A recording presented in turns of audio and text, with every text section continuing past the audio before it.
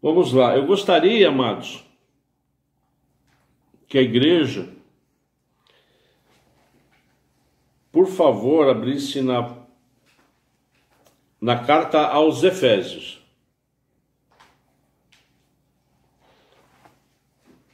Efésios 4.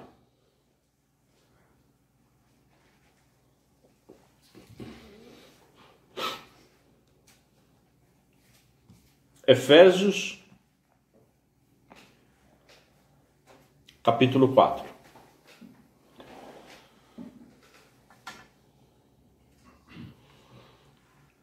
A partir do verso 25.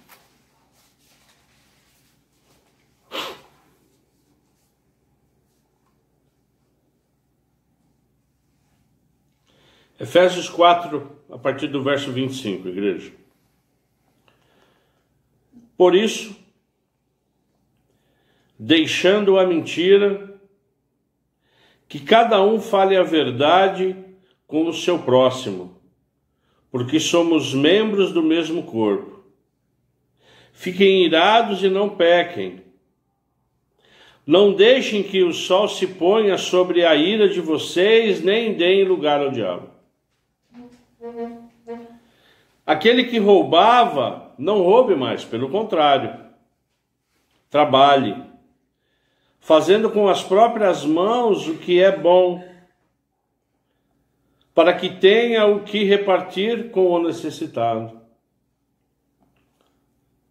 Não saia da boca de vocês nenhuma palavra suja, mas unicamente a que for boa para a edificação conforme a necessidade, e assim transmita graça aos que ouvem. Verso 30.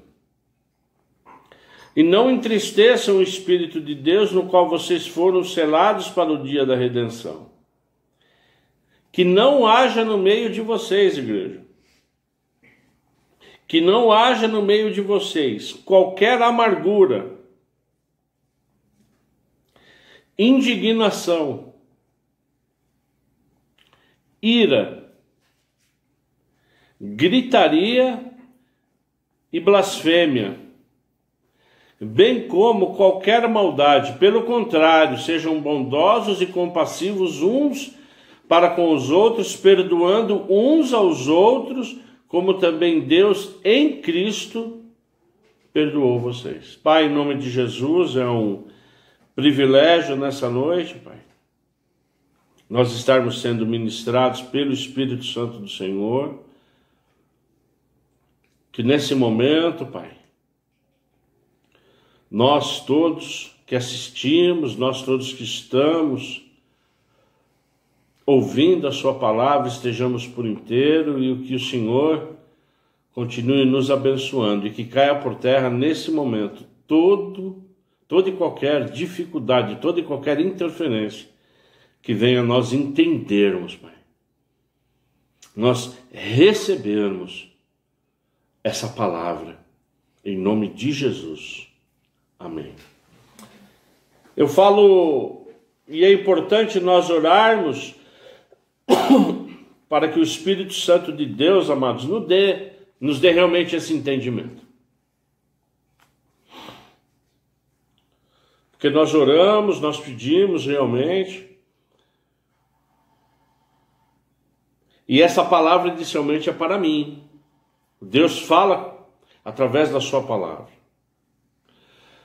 Deus ministra, fala,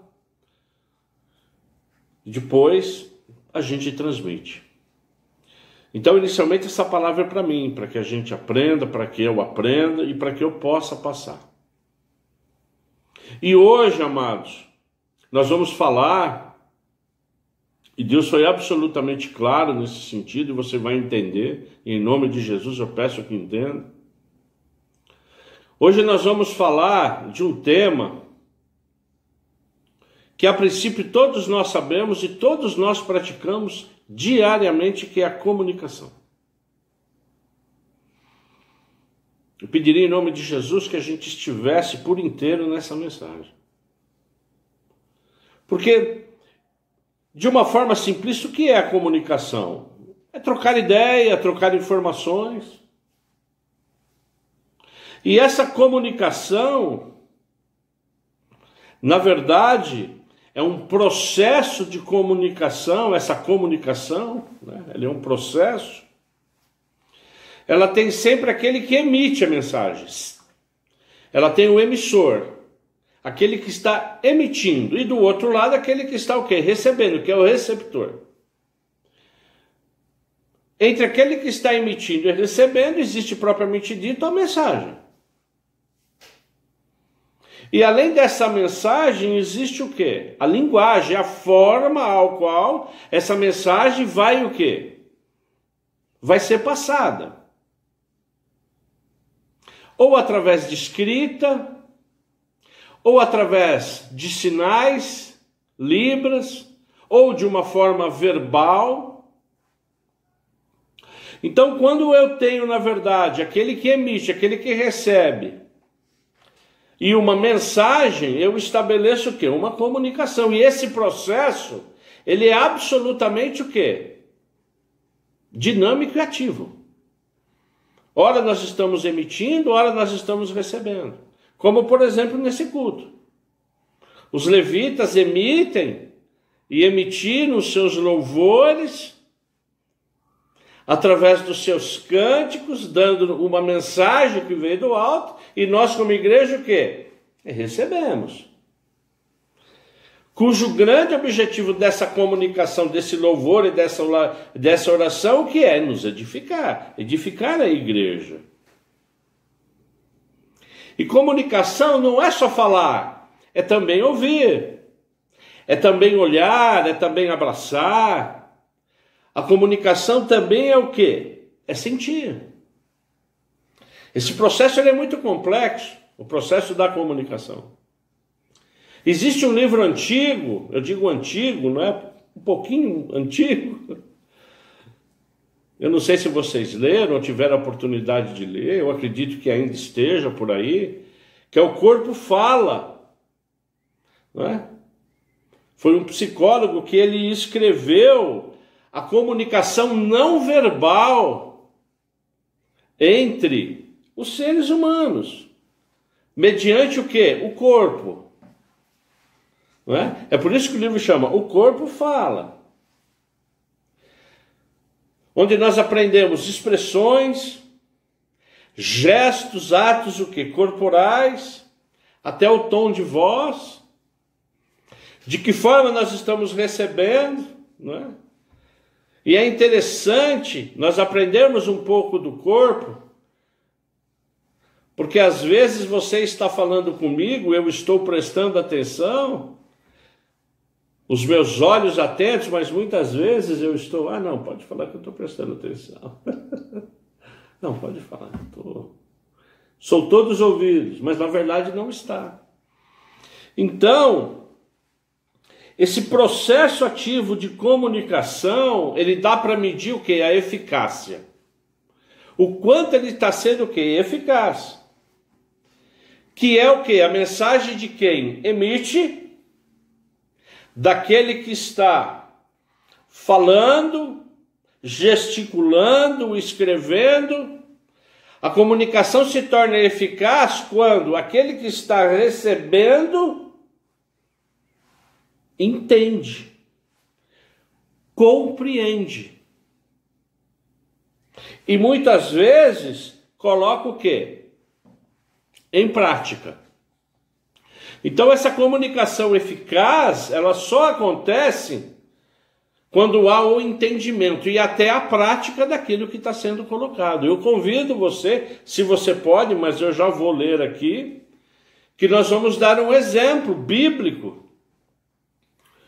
E a partir de agora nós vamos falar da comunicação entre Deus e nós, porque até agora nós falamos de uma comunicação normal, de uma comunicação de conceito, né? O conceito da comunicação. Mas quando nós vamos para Gênesis no capítulo 2, se você não quiser abrir, não tem o menor problema, igreja, que eu estarei lendo. Gênesis no capítulo 2, a partir do verso 15. que é um exemplo de comunicação, que muito nos ensina quando o Senhor Deus tomou o homem e o colocou no jardim do Éden para cultivar e guardar. E o Senhor Deus ordenou ao homem: de toda a árvore do jardim você pode comer livremente, mas da árvore de conhecimento do bem e do mal você não deve comer, porque no dia em que dela comer, você certamente o que, igreja? Certamente morrerá. Nesse caso, quem foi o emissor? Quem emitiu a mensagem? Deus. Quem recebeu? O homem. Qual a mensagem? A mensagem foi clara, que o homem não poderia comer o quê? Da árvore do conhecimento do bem e do mal. Essa foi a mensagem. A linguagem foi o quê? Verbal. O próprio Deus falando para o homem. Agora, essa mensagem, ela foi mais do que uma mensagem, ela foi o quê? Uma ordem, um mandamento. Não coma da árvore do bem e do mal. E que se você comesse, e que se o homem comesse, teria o quê? Consequências. No caso, né, nós sabemos que desencadearia o quê? Uma morte essa espiritual, e não física. Então, na verdade, em nome de Jesus, nós temos que entender que esse é o modelo de comunicação entre Deus e nós. Aqueles que servem a Deus e nós. Esse é o modelo. O nosso emissor, Deus, emitindo o quê? Uma mensagem. Deus, nosso Pai, de uma forma absolutamente soberana. Nós, receptores em obediência. Tendo essa mensagem, o quê? Tendo essa mensagem como um mandamento. Que no caso dessa comunicação, ela foi verbal. Porém, como agora nós estamos falando da comunicação entre nós e Deus, o que todos nós temos que entender. Todos nós temos que entender.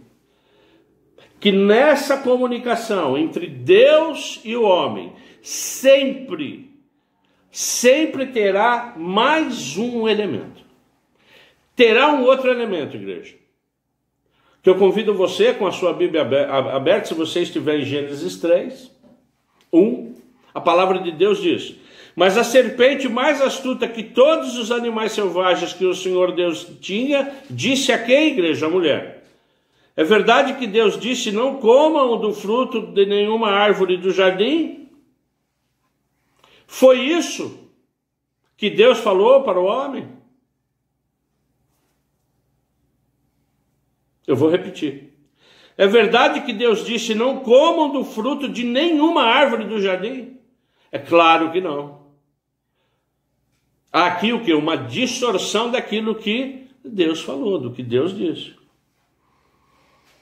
E na sequência, a mulher responde à serpente: do fruto das árvores do jardim podemos comer, mas do fruto da árvore que está no meio do jardim, Deus disse: você não deve comer dele, nem tocar nele, para que não venham o quê? A morrer. Percebe que mesmo a resposta, ela foi distorcida, porque Deus não falou em nenhum momento que não era para tocar. Ele falou que não era para comer. Mas quando nós continuamos nos versos 4 e 5, porque a mulher, ela estabeleceu a comunicação com a serpente. E quando ela estabeleceu, a serpente continua dizendo. Então a serpente disse à mulher: é certo que vocês não morrerão. Porque Deus sabe que no dia em que dele comerem, os olhos de vocês se abrirão, e como Deus, vocês serão conhecedores do bem e do mal. Vendo a mulher que a árvore era boa para se comer, agradável aos olhos, e árvore desejável para dar entendimento, tomou do seu fruto e comeu, e deu também ao marido, e ele comeu. Que pena. Que pena. A queda.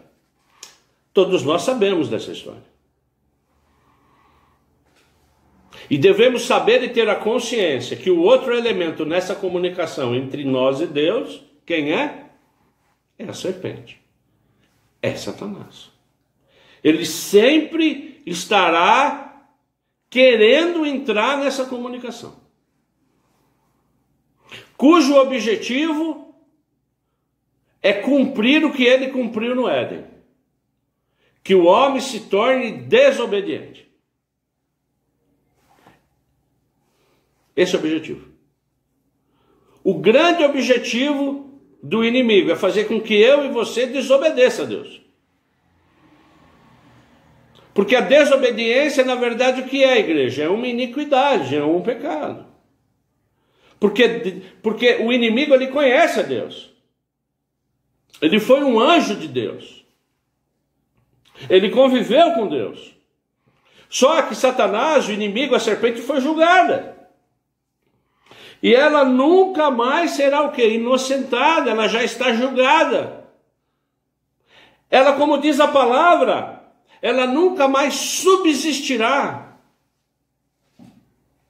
Mas o grande objetivo da serpente, de Satanás, qual é? É fazer com que a gente também desobedeça. Fazer com que a gente também caia. Mas algo mudou nessa comunicação desde então. Algo mudou. Porque o Deus, ele já não vem mais no paraíso. Nós não estamos mais no paraíso. Mas o emissor, ele continua sendo o quê? O mesmo, que é Deus. A mensagem, ela é escrita, a Bíblia, mas muitas vezes verbal, que nós vamos ver daqui a um segundinho, cujo objetivo nós como receptores também é o quê? É receber os mandamentos. Mas como eu falei, esse processo ele é dinâmico, ele é ativo. Porque da mesma forma que Deus, em certos momentos, é o emissor e nós receptores, nós também somos os emissores. Senhor, me cura. Senhor, por que isso? Senhor, me direciona naquilo. Cuja mensagem é aquilo que eu estou pedindo, de uma forma em oração. Que eu mando a quem? Ao receptor, que é Deus. De novo, esse processo ele é o quê? Absolutamente dinâmico. Mas hoje nós não temos mais... Hoje nós não temos mais a presença real de Deus. O que nós temos de novo é a palavra. Mas Deus nos fala através de quê? De sonhos, de visões. Ele nos fala através da sua palavra. Ele nos fala através de pessoas. Ele me fala através da minha esposa, dos meus filhos, através de situações. Mas nessa comunicação, uma coisa é verdade, igreja. Deus, ele é imutável. Ele não muda. Quem distorceu tudo isso, quem foi? Foi o próprio homem pela sua desobediência. Tanto é verdade que quando eu for para Isaías, no capítulo 59, eu estarei lendo... Na sequência, a partir do verso 1, Deus diz o seguinte: eis que a mão do Senhor não está encolhida, para que não possa salvar, e o seu ouvido não está surdo para que não possa ouvir. Mas as iniquidades de vocês, diz o profeta Isaías, e aqui se referindo a Israel, mas a iniquidade, o pecado de vocês, faz a separação de Deus entre vocês. E os pecados que vocês cometem levam a esconder o seu rosto de vocês. E os seus pedidos não são ouvidos por Deus. Então, na verdade, quando nós pecamos, nós interrompemos o quê? Essa comunicação. Mas Deus, ele não está com a mão encolhida, ele está o quê? Com a mão aberta. Os braços abertos. E nós sabemos quem está com os braços abertos. Deus, ele está o quê? Com os braços abertos para nos salvar. Mas ele só vai nos abraçar, ele só vai efetivamente concluir essa comunicação dependendo de quem, igreja? De mim e de você. Isso é absolutamente profundo.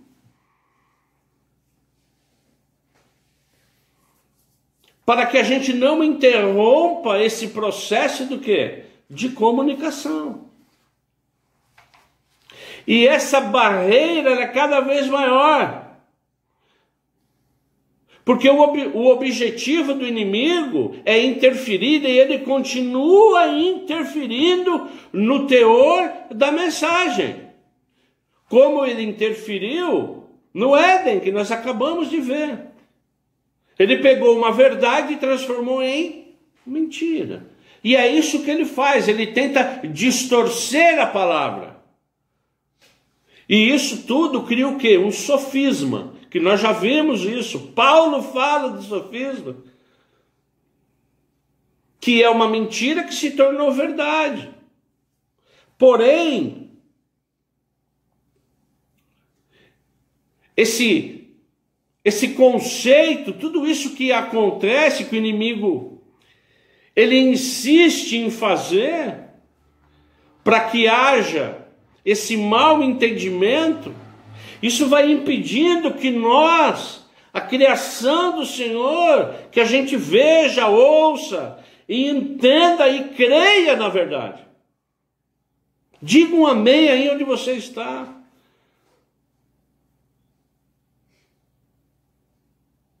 Porque nós sabemos que o caminho, a verdade e a vida é Jesus Cristo. E é isso que ele tenta impedir com que a gente o quê? Viva mesmo depois quando recebamos. Porque Satanás, o que ele quer, a investida dele, em nome de Jesus, entenda isso, igreja. A investida nele, ele vai tentando criar em nossas vidas, insistentemente, algo que se chama fortalezas cognitivas. Bonito esse nome, né? É. O que são fortalezas? Muros. O que é cognitivo? É a facilidade do quê? De entendimento. É um processo de entendimento. Então, na verdade, o inimigo, como ele fez no Éden, que está absolutamente claro, ele faz com que eu e você, que a gente crie fortalezas e barreiras para que a gente não aprenda e não conheça de Deus, que são essas fortalezas cognitivas. Porque quando Jesus Cristo aqui esteve nos ensinando, e o nosso modelo é ele esteve o quê? Além de curar e pregar? Ensinar a palavra do Senhor. Então o que o Satanás quer, evidentemente, o que é a igreja? É barrar esse processo de comunicação. E esse processo de comunicação se dá onde? No aprendizado. Como nós estamos falando agora de um processo de aprendizado cristão, ele está onde? Impedindo, por exemplo, e eu não vou falar agora da nossa igreja, em nome de Jesus, entenda, eu vou falar da igreja de Cristo. Porque o objetivo dele é tornar escolas bíblicas dominicais infrutíferas, inexistentes.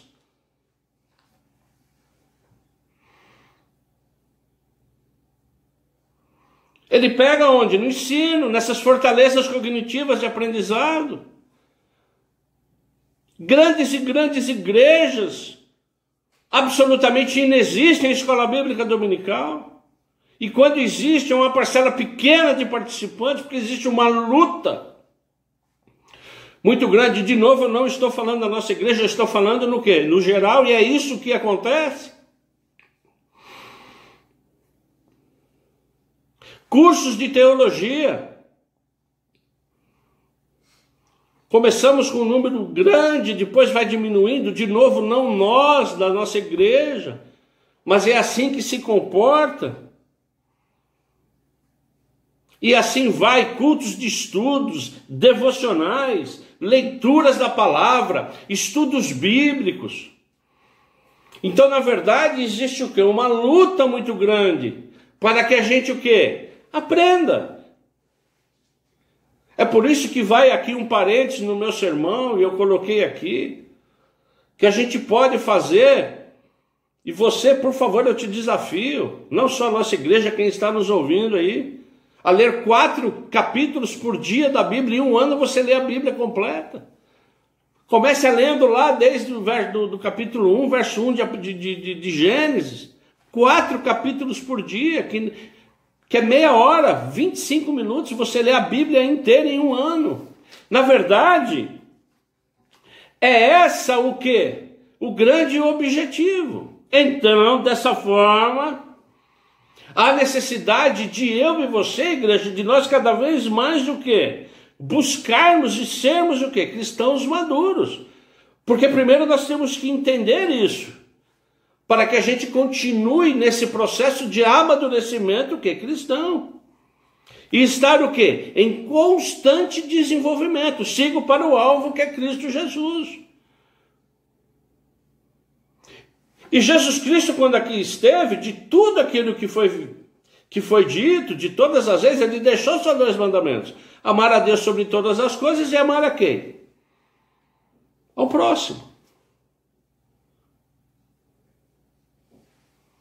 Então, para que eu tenha uma comunicação vertical com Deus, eu também tenho o quê? Que praticar a comunicação entre o quê? Entre os próximos. Que, desculpe a redundância, quem está próximo. É por isso que eu iniciei a palavra de uma comunicação de versos que nos ensinam a ter uma forma de se comunicar que está lá em Efésios 4.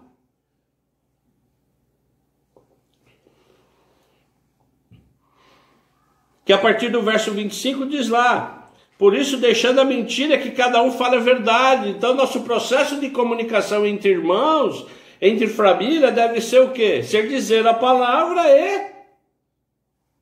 em amor. Dizer a palavra, ela não é nem difícil. O problema é, às vezes, em amor. E Deus falou muito comigo isso, igreja. Comigo. Amém? Então eu quero passar para você também. Então esse processo de comunicação, como deve ser entre nós? Dizer a palavra em amor. No verso 26 diz: controlar as palavras. Porque quando eu não peco, Deus me ouve. Controlar as palavras. No verso 29, essa comunicação deve ser com palavras o que? De encorajamento e cura. É dessa forma que nós temos que nos comunicar. Evitar discursos grosseiros e amargos, como às vezes nós o fazemos, mesmo que ainda sem querer. Nessa passagem diz também que nós devemos o quê? Usar palavras de perdão, buscar perdão a Deus e perdoar. Veja, esse processo de comunicação entre nós. Mas, de novo, nesse processo há sempre ao derredor alguém que quer o quê? Estragar tudo isso.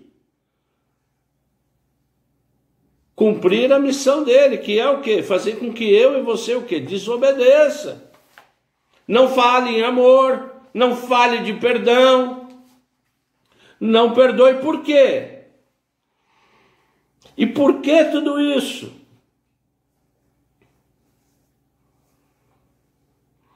Porque quanto mais eu desenvolvo esse processo, amados, quanto mais eu desenvolvo, mais eu me aproximo de Deus, mais eu tenho um processo de santificação na minha vida.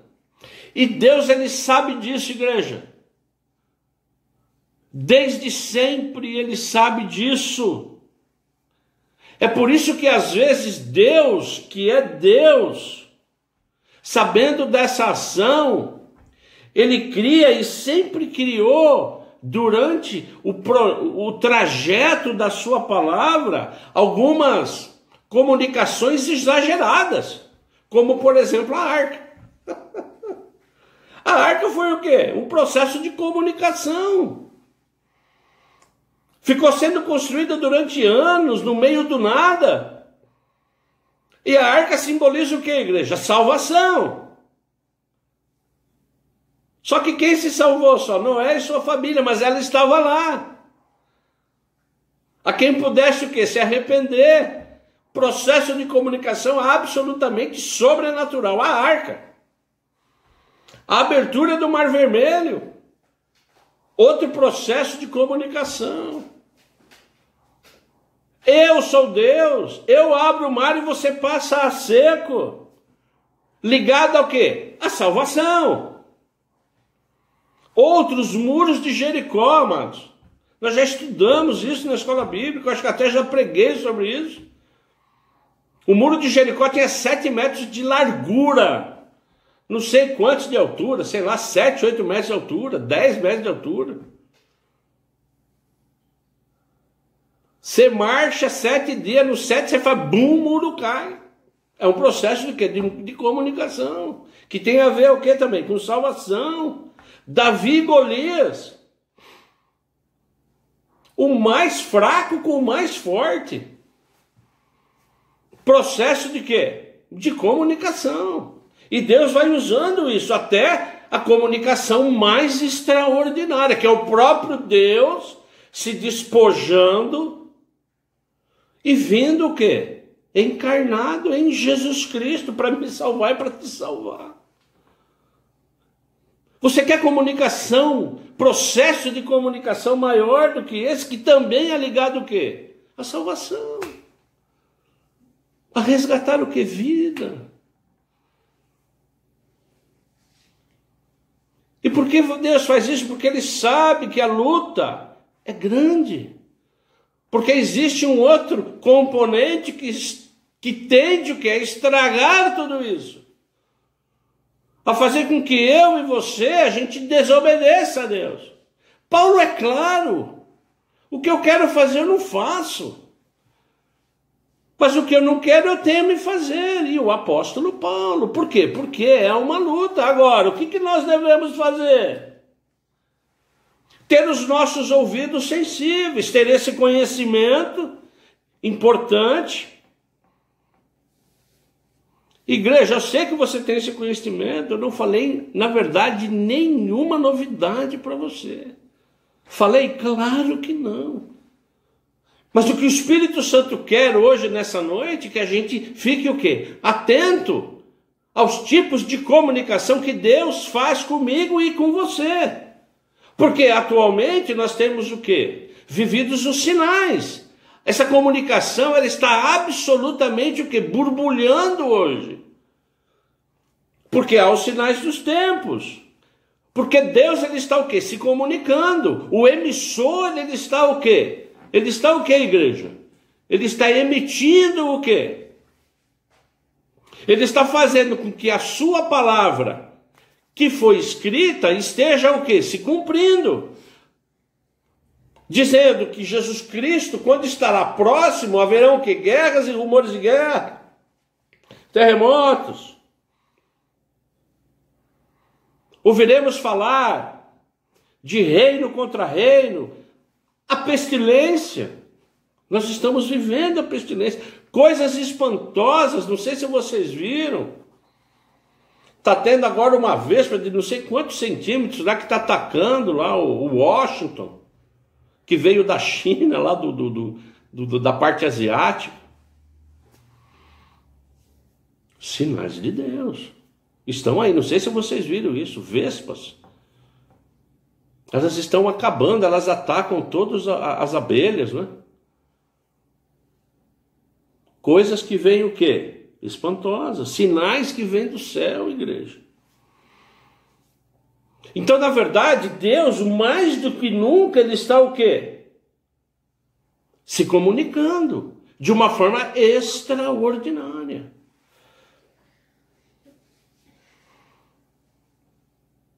E nos cabe o quê? A entender, a receber, a orar e saber o quê? Que Jesus Cristo está voltando.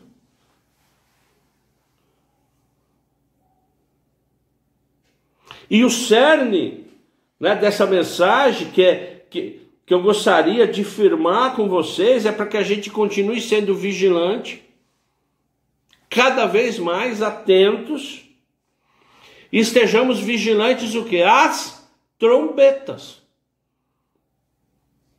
As trombetas, que é o meio de comunicação o quê?